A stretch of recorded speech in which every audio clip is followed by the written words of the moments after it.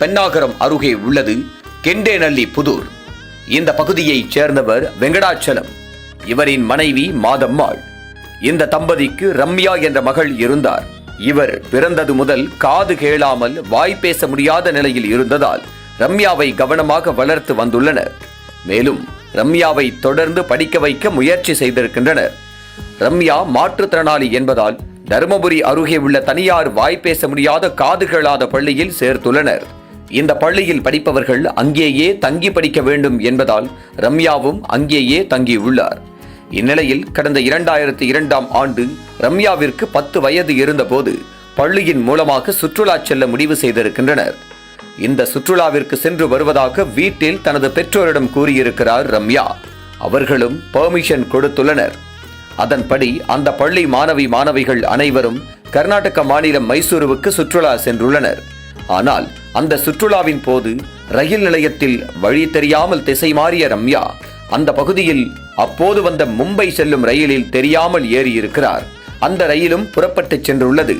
அதே சமயத்தில் பள்ளி ஆசிரியர்கள், மாணவர்கள் என அனைவரும் மைசூரில் ரம்யாவை தேடி பார்த்துள்ளனர். ஆனால் எவ்வளவு தேடியும் ரம்யா கிடைக்காத காரணத்தால் வேறு வழியின்றி பள்ளிக்கு திரும்பி உள்ளனர். தருமபுரி வந்ததும் இது குறித்து ரம்யாவின் பெற்றோரிடம் தெரிவித்திருக்கின்றனர். இதனை கேட்ட அவரின் பெற்றோர் அதிர்ச்சியில் உறைந்துள்ளனர். அதன் பின்னர் அவர்களுக்கு தெரிந்த முறையில் தேடி பார்த்துள்ளனர். அது மட்டுமல்லாமல் காவல் நிலையத்திற்கு சென்று சுற்றுலாவிற்கு சென்ற தங்களின் மகள் காணவில்லை என புகாரும் கொடுத்திருக்கின்றனர். புகாரின் அடிப்படையில் தேடிய போலீசாருக்கும் ரம்யாவை பற்றிய எந்த தகவலும் கிடைக்கவில்லை. இதனை அடுத்து தொடர்ந்து அவரை தேடும் முயற்சியிலேயே இருந்த பெற்றோரும் பள்ளி நிர்வாகத்தினரும் ஒரு கட்டத்திற்கு மேல் மிகவும் சோர்வாகி தேடுவதை நிறுத்திவிட்டனர். இந்நிலையில் தருமபுரி மாவட்டத்தைச் சேர்ந்த வாய் பேச முடியாத ஒரு பெண் மும்பையில் உள்ளார் என கூறி அவரது புகைப்படத்தை சென்னையில் உள்ள காது கேளாதோர் மற்றும் வாய் பேசாதோர் அமைப்பிற்கு அந்த இளம்பெண்ணின் புகைப்படத்தை அனுப்பி வைத்துள்ளனர்.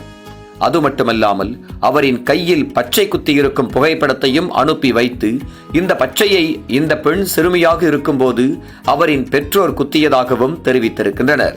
இதனை அடுத்து சென்னையில் உள்ள காது கேளாத மற்றும் வாய் பேச முடியாத மாற்றுத்திறனாளிகள் அமைப்பினர் இந்த புகைப்படத்தையும் தமிழகத்தில் உள்ள அனைத்து மாவட்டங்களுக்கும் அனுப்பி வைத்துள்ளனர்.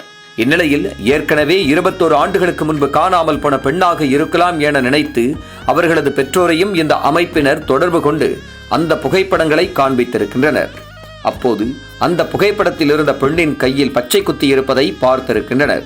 அதனை பார்த்து இது காணாமல் போன தங்களுடைய மகள்தான் என உறுதி செய்திருக்கின்றனர். அதன் பின்னர் சென்னையில் உள்ள அமைப்பினர் உடனடியாக இந்த பெண் பற்றிய தகவலை கொடுத்தவருடன் தொடர்பு கொண்டு மகாராஷ்டிரா மாநிலம் புனேவில் இருந்த பெண்ணை மீட்டு சென்னைக்கு கொண்டு வந்திருக்கின்றனர். அதன் பின்னர் சென்னையில் இருந்து தருமபுரியில் உள்ள அவர்களின் உறவினர்களிடம் தெரியப்படுத்தியுள்ளனர். அவரை கண்ட அந்த பெண்ணின் குடும்பத்தார் ஆனந்த கண்ணீர் வடித்திருக்கின்றனர்.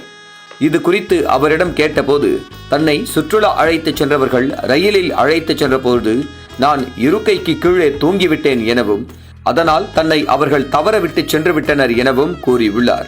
அதன் பின்னர் அந்த ரயில் மும்பைக்கு சென்றதால் தானும் மும்பைக்கு சென்று விட்டதாகவும் கூறியிருக்கிறார். பின்னர் அங்கு சென்று பல நாட்கள் உணவில்லாமல் சிரமப்பட்டு வந்தபோது அங்கிருந்த போலீசார் தன்னை அழைத்துச் சென்று மும்பையில் உள்ள ஒரு வாய் பேசாத காது கேளாதோர் படிக்கும் காப்பகத்தில் சேர்த்து விட்டதாகவும் அங்கிருந்து படித்து முடித்த பின்னர் அதே பகுதியில் உள்ள சிறு சிறு கடைகளில் வேலை செய்து வந்ததாகவும் கூறியிருக்கிறார். மேலும் இவ்வாறு 21 ஆண்டுகளாக தனது பெற்றோரை இழந்து தவித்த தனக்கு மும்பையில் உள்ள இந்த அமைப்பினர் தான் உதவி செய்தனர். தற்போது தனது பெற்றோரிடம் கொண்டு வந்ததாகவும் தெரிவித்துள்ளார். எனவே தற்பொழுது நான் என்னுடைய உறவினர்களுடன் இணைந்து விட்டேன்.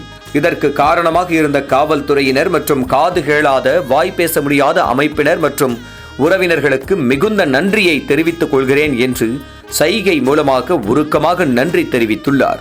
இந்த சம்பவத்தை கண்ட பலரும் பெரும் நெகிழ்ச்சி அடைந்துள்ளனர்.